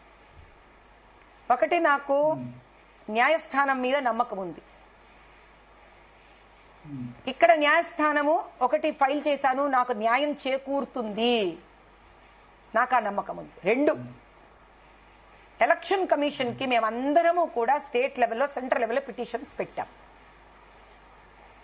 I'm sure, I'm confident election commission will take. నాకు 3.5 ఏళ్ళు ఉన్నట్టే ఎలక్షన్ కమిషన్ దగ్గర కూడా 3.5 ఏళ్ళు ఉంది నా ఎలక్షన్ వరకు. I'm sure they will do justice. ఎందుకంటే ఈ రోజు మాట్లాడుతున్నాడు రాహుల్ గాంధీ, నేను మాట్లాడిన తర్వాత. అంతకుముందు ఎక్కడ పోయావు నువ్వు? ఎందుకు మాట్లాడలే? ఎంఐఎం బోగసింగ్ చేస్తూనే ఉందిగా. బీహార్ లాగా ఎస్ఐఆర్ ఇక్కడ కూడా చేయాలా? ఒక ఓటర్కి న్యాయం జరగడానికి ఏమేమి జరగాలో అవన్నీ జరగాలండి. ఒక న్యాయబద్ధమైన ఓటర్కి ఓటు హక్కు వినియోగించుకొని ధర్మబద్ధమైన ఎలక్షన్స్ జరిగి వాళ్లకు కావలసిన నాయకులను వాళ్ళు నిర్ణయించుకుంటే మాత్రమే ఎంచుకోగల రాజ్యాంగపరమైన ప్రజా స్వాతంత్రం రావాలి, ప్రజాతంత్రం రావాలి.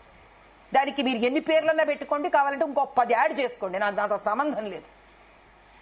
అంతేగాని అధికారం చేతిలో ఉంది కదా అని ఎట్లా పడితే అట్లా వినియోగించుకొని అధర్మబద్ధంగా ఎన్నికలను జరపడం పాపం. It is against the law of the land. అంతకన్నా నేను చెప్పగలిగింది లేదు ఇక్కడ. థ్యాంక్ యూ మాధవిలత గారు, మీ సమయం జీ తెలుగు న్యూస్ కోసం కేటాయించినందుకు. సో మొత్తానికి ఒక మాట మీరు చివరిలో అన్నారు, బీహార్ లో ఎస్ఐఆర్ జరుగుతుంది, స్పెషల్ ఇంటెన్సివ్ రివిజన్. హైదరాబాద్ పాత బస్తీలో ఓటర్ లిస్టు గురించి నాకు తెలిసి మెజారిటీ అన్ని పార్టీలు ఆఫ్ ది రికార్డ్ లో అయితే అంగీకరిస్తాయి. కాదు కాంగ్రెస్ అయినా, బీజేపీ అయినా, టీడీపీ అయినా, ఎవరైనా దీన్ని అయితే సంస్కరించాల్సిన అవసరం అయితే ఖచ్చితంగా ఉంది. మాధవిలత గారి వాదంతో నేను కూడా ఏకీభవిస్తా. హైదరాబాద్ పార్లమెంట్ సెగ్మెంట్ లో ఎవరు కూడా ఏం చేయలేకపోతున్నారు. ఓటర్ లిస్ట్ గానీ, ఓటింగ్ జరిగే విధానం గానీ 2009 లో కొంచెం ఏకే మహంతి డీజీపీగా బాధ్యత తీసుకున్నప్పుడు చాలా గట్టిగా ఆయన చాలా స్ట్రిక్ట్ గా ఇంప్లిమెంట్ చేశారు. దాంతో కొంత మెజారిటీ కూడా అప్పుడు జాహీద్ అలీ ఖాన్ నిలిచినప్పుడు తగ్గింది. ఒక విధంగా సైంటిఫిక్ రిగ్గింగ్ జరుగుతోంది, scientific mass voter list add గానీ డిలీషన్ గానీ జరుగుతుందన్న ఆరోపణలు అయితే ఖచ్చితంగా ఉన్నాయి. సో మాధవిలత ఏదైతే కోరుతున్నారో ఓటర్కి న్యాయం చేయడానికి, ఓటు హక్కు అక్కడ ప్రజాస్వామ్యం పునరుద్ధరించడానికి అన్ని రకాల చర్యలు తీసుకోవాలని ఆమె అంటారు. దీంతో మెజారిటీ ప్రజలు కూడా ఏకీభవిస్తారు. సో రాహుల్ గాంధీ కర్ణాటకలో బెంగళూరు సెంట్రల్ గురించి మాట్లాడినప్పుడు ఇక్కడ హైదరాబాద్ పార్లమెంటుకు సంబంధించిన ఓటర్ లిస్ట్ కానీ, ఓటర్ సంబంధించి కానీ ఏ రాజకీయ పార్టీ కూడా మాట్లాడట్లేదు. భారతీయ జనతా పార్టీ కూడా మాధవిలత గారు పర్సనల్ కెపాసిటీలో మాట్లాడుతున్నారు తప్ప బీజేపీ కూడా అంత సీరియస్ గా లేదు. ఎందుకంటే ఆ సీట్ ఎట్లో గెలుస్తారు, ఓఐసీ అది ఎంఐఎం సీటు అని అందరు డిసైడ్ అయిపోయారు. బట్ అక్కడ ఓటర్ లిస్టు, ఆ 7 అసెంబ్లీ సెగ్మెంట్ లో ఓటర్ లిస్ట్ ను, ఓటింగ్ జరుగుతున్న విధానం, పోలింగ్ జరుగుతున్న విధానాన్ని ప్రక్షాళన చేయాల్సిన అవసరం అయితే ఖచ్చితంగా ఉందని మనం చెప్పాల్సి ఉంటుంది. శివ, సో భరత్ గారు ఒక వన్ లైన్ అండి. సతీష్ చంద్ర గారు ఉన్నారండి, ex chief secretary Andhra state. ఆయన ఒకప్పుడు సంవత్సరంలో he was the presiding officer for Andhra Pradesh elections. ఆయన ఇంటర్వ్యూ ఎప్పుడైనా చేయగలిగితే మీరు వినండి. ఆయనకు పర్సనల్ గా అసదుద్దీన్ వచ్చే మీరు ఇక్కడి నుంచి ఇంటికి వెళ్లరు అన్నంత లెవెల్లో చెప్పాడు. ఈ went to stop elections that were happening in a very irregular fashion, unethical fashion. ఆయన ఒప్పుకుంటే కనుక ఆయన ఇంటర్వ్యూ తీసుకోండి. ఆయన దగ్గర చాలా మంచి మొహంతి గారు ఆయన పోలీస్ ఆఫీసర్ కాబట్టి ఒక రకంగా చేయగలిగారు. He'll also give you lot of నిజాలు. ఒక మాధవిలత చెప్పడమే కాదు, ఇలాంటి గొప్ప వాళ్ళు చాలా మంది, మొహంతి గారు లాంటి వాళ్ళు, సతీష్ చంద్ర గారు. ఓపెన్ సీక్రెట్ పాత బస్తీ సంబంధించి అంతేనండి, అంతేనండి, అంతే. కానీ ఎవరు ఏ రాజకీయ పార్టీ ఏం చేయలేకపోతున్నారు, ఇంక్లూడింగ్ యువర్ పార్టీ ఆల్సో. నేను ఒకటే చెప్తాను భరత్ గారు, ఏ రోజైతే ప్రజలు నిర్ణయించుకుంటారో ఆ రోజు ఎవ్వరు ఏమి చేసుకోలేరండి. ఆ ప్రజలు న్యాయాన్ని వస్తుందండి, ఖచ్చితంగా వస్తుంది భరత్ గారు. అది ఎంఐఎం గెలవచ్చు, బీజేపీ గెలవచ్చు, బట్ ఓటింగ్, నేను గెలుపు గురించి మాట్లాడట్లేదండి. ఓటింగ్ లో గందరగోళం లేకుండా, లేకపోతే ఫేక్ ఓటర్ లేకుండా ఓటింగ్ జరిగే రోజు వస్తుందా హైదరాబాద్ పార్లమెంట్ సెగ్మెంట్? డీలిమిటేషన్ ఎలా చేశారండి? రాజశేఖర్ రెడ్డి గారి హయాంలో డీలిమిటేషన్ ఎలా చేశారు? ఎంఐఎంతో కలిసి కూర్చొని చేశారు. రాజశేఖర్ రెడ్డి గారు ఎవరు? కాంగ్రెస్ గవర్నమెంట్. రాహుల్ గాంధీ ఏం తెలుసుకోడండి. ఫస్ట్ ఆఫ్ ఆల్ అతను ఏం చదువుకోడు, తెలుసుకోడు. ఎవరైనా మరి పేపర్ ఇస్తారేమో ఎగ్జామినేషన్ లో పాస్ చేస్తున్నట్టు మాట్లాడతాడు. థ్యాంక్ యూ మాధవలత గారు. సో శివ, మొత్తానికి సరే, కర్ణాటక సంగతి, రాహుల్ గాంధీ ఆరోపణలు పక్కన పెడితే ఒకటి మాత్రం నిజం, హైదరాబాద్ పార్లమెంట్ సెగ్మెంట్ మిగతా ఇప్పుడు కాంగ్రెస్ నేతలు మాట్లాడుతున్నారు, లేకపోతే వేరే పార్టీ నేతలు మాట్లాడుతున్నారు, కానీ ముందు మన తెలుగు రాష్ట్రాల్లో చూడండి, హైదరాబాద్ పని చూడండి. అట్లాగే ఆంధ్రప్రదేశ్ లో కడప, పులివెందుల గురించి కూడా ఇటువంటి ఆరోపణలు వస్తూ ఉంటాయి. ఇప్పుడు పులివెందులు రివర్స్, పులివెందుల ఎలక్షన్ జరుగుతుంది రేపు జడ్పీటీసీ. ఇప్పుడు తెలుగుదేశం పార్టీ అధ్యక్షులని జగన్ ఆరోపిస్తున్నారు. ఇవి రెండు సమస్యాత్మక segments, Kadapa parliament, Pulivendula assembly. ఇక్కడ చూస్తే ఇదైతే చాలా పెద్ద ఎత్తున ఇర్రెగ్యులారిటీస్ హైదరాబాద్ పార్లమెంట్ సెగ్మెంట్ అయితే. దీన్ని రావాలంటే ఏకే మహంతి లాంటి ఆఫీసర్ రావాలి. Yes, sir. పోలీసుల నుంచి అది రావాలి, ఇటు ఐఏఎస్ అధికారుల నుంచి కూడా అటువంటి స్ట్రిక్ట్ ఆఫీసర్, టిఎన్ శేషన్ లాంటి ఆఫీసర్ బహుశా వస్తే సాధ్యమైద్దేమో. Exactly sir. Right right, thank you so much sir. ఓవరాల్గా చూసుకుంటే మరిన్ని అంశాలతో రేపటి డిఎన్ఏలో మళ్ళీ కలుద్దాం. Keep watching Zee Telugu news. నమస్తే.